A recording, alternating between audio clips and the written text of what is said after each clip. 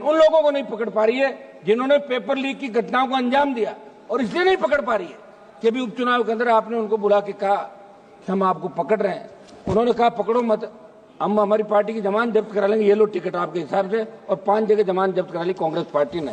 तो मैं बार संपूर्ण कर्जा माफ करें, जिस तरह चौधरी देवीलाल ने 90 के अंदर 10,000 का मूल कर्जा। जो कुंभ हमारी सनातन संस्कृति और आस्था का संगम है, सदियों से इस देश में महाकुंभ का आयोजन भी होता जा रहा है, लेकिन सरकार अपनी नाकामी छुपाने के मृतकों के सही आंकड़े नहीं दे रही है। सभापति महोदय, इसको लेके पूरे वर्ल्ड में, देश के अंदर कुंभ का जो क्रेज था, इसमें कोई दो राय नहीं, एक मिनट, करोड़ों लोग इसके अंदर स्नान भी कर गए, लेकिन आज भी कई लोग अपने परिजनों को ढूंढ रहे हैं। तो सरकार को इसमें नाकामी किसकी रही, स्टेट गवर्नमेंट की रही, किन की रही, जिम्मेदारी किन की थी, कौन आयोजन वह करवा रहे थे, कौन अधिकारी थे, इनके खिलाफ भी इस मामले में कार्रवाई, सरकार को बड़ी कार्रवाई करनी चाहिए, ये मैं मांग करता हूं। सभापति महोदय,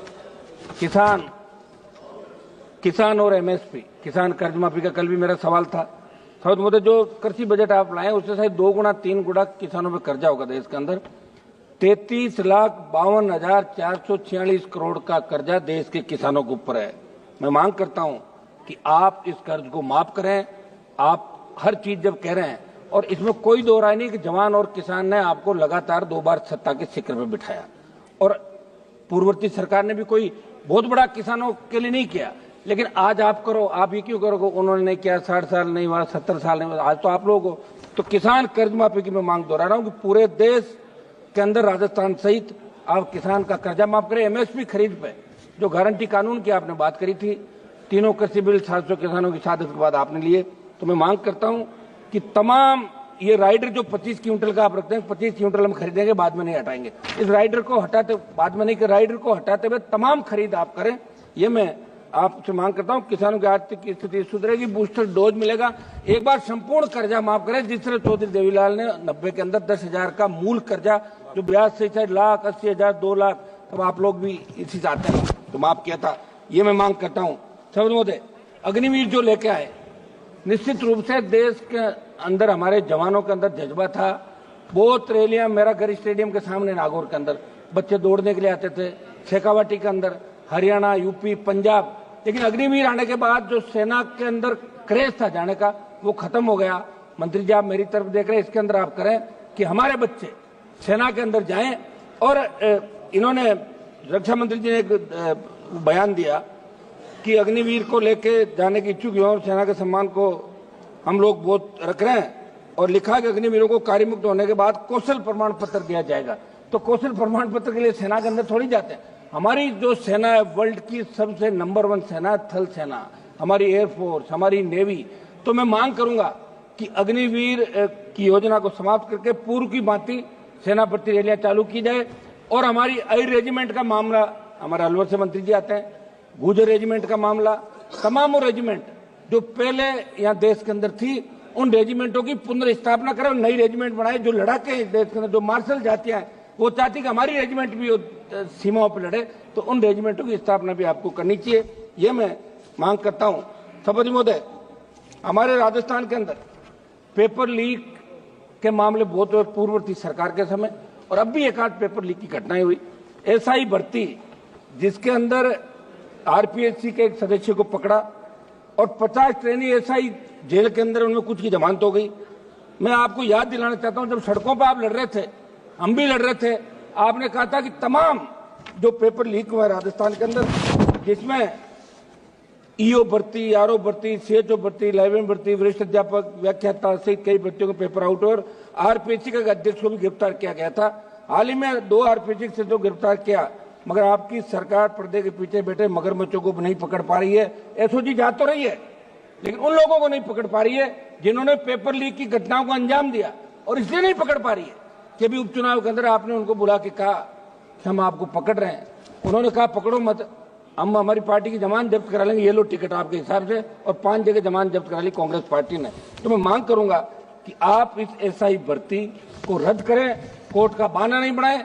आपके नेताओं की डिमांड थी, स्वयं मुख्यमंत्री सड़कों पर कह रहे थे कि हमारी सरकार में तो हम एसआई भर्ती रद्द करेंगे, तमाम उन भर्तियों को जिनके लोगों को पकड़ा रद्द करके एक नया संदेश राजस्थान और देश के अंदर दें।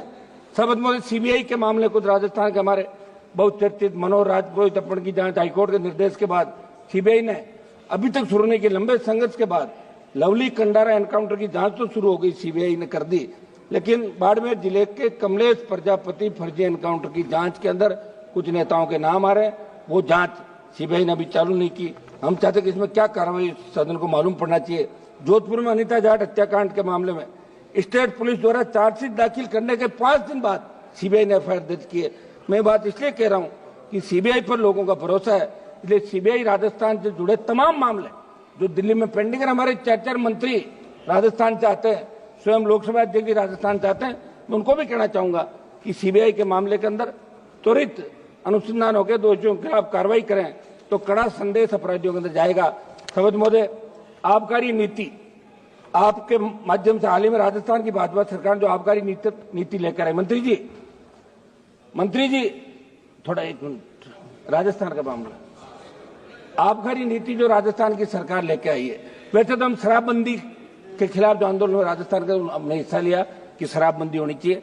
शराबबंदी आप बार बार कह रहे हो, कोई आर्थिक स्थिति ठीक नहीं है, बड़ा रेवेन्यू मिलता है, बंद नहीं कर रहे हो, तो आप इतना तो कर सकते हैं कि जो आबकारी नीति आप ला रहे हैं उसके अनुसार अलग अलग दुकानों के स्थान पर समूह को ठेके दिए जाएंगे। वही रेड पार्टी पुरानी बांधी, वही शराब माफिया पनपेगा राजस्थान के अंदर, मुश्किल से मुक्त हुआ है राजस्थान। इसलिए मैं मांग करता हूं इस आबकारी नीति को समाप्त करके एक्स आर्मी जो रिजर्वेशन दुकानों के अंदर रखा, हजारों लोगों को रोजगार मिलेगा, उनका रोजगार छीन के कुछ समूहों को ठेके आप नहीं दे। आबकारी नीति के अंदर बड़ा खेल हुआ है। तो समझ में आपके माध्यम से सरकार से मांग करूंगा कि भारतीय जनता पार्टी की सरकार इन नई आबकारी नीति को लागू नहीं करे और पूर्व की भांति जो दुकानें चल रही है उस हिसाब से राजस्थान के अंदर दुकान आवंटित करें और दूसरे जो हमारा एक्स आर्मी दूसरा कोटा है ताकि उनको रोजगार मिल सके। समझ महोदय, उत्तर प्रदेश के अंदर आबकारी नीति के अंदर बदलाव राजनाथ सिंह जी ने किया था, पहले भी वहां ऐसा चलता था और आपकी सरकार ने भी वहां दुकान देने का काम आपकी सरकार ने किया, इसलिए आप अपनी सरकार के उस निर्णय को बदलने का काम नहीं करें।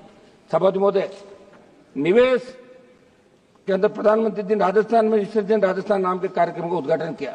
मैं आपके माध्यम से सदन को बताना चाहता हूं कि प्रदेश में उद्योगों में जुड़े निवेश लाने के लिए इस तरह का कार्यक्रम किया गया, अरबों रुपए खर्च करके इसका प्रचार किया।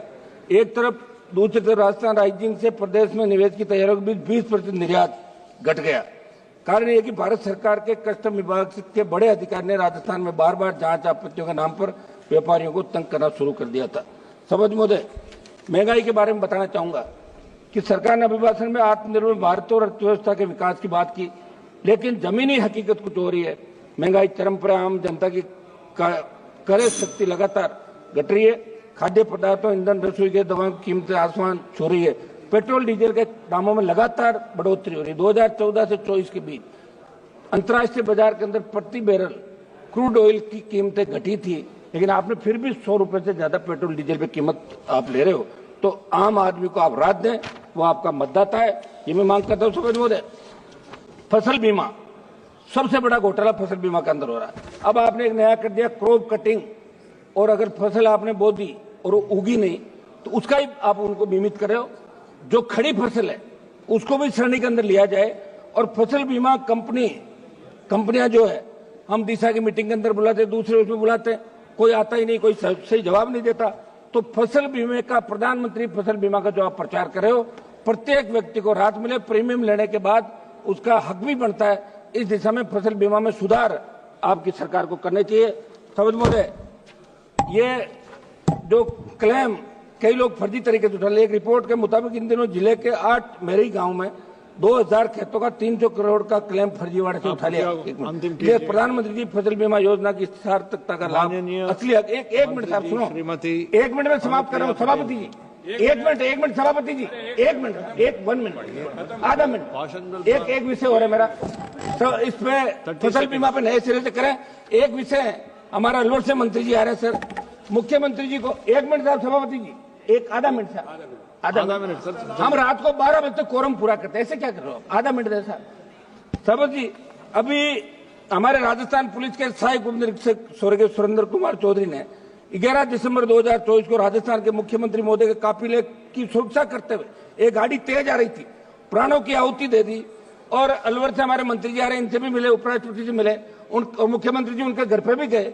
शहीद का दर्जा देना, उनके परिवार को आर्थिक परिलाभ देना, और नायब तहसीलदार की नौकरी तो मांग रहा है, कौन सा आप कलेक्टर बना रहे हो? पहले भी आपने बनाई राजस्थान के अंदर, ये किसान का बेटा है, धन्यवाद। शहादत दी है धन्यवाद, आप और पूरे बैठिए। देश में संदेश एक बार समाप्त तो करना चाहिए।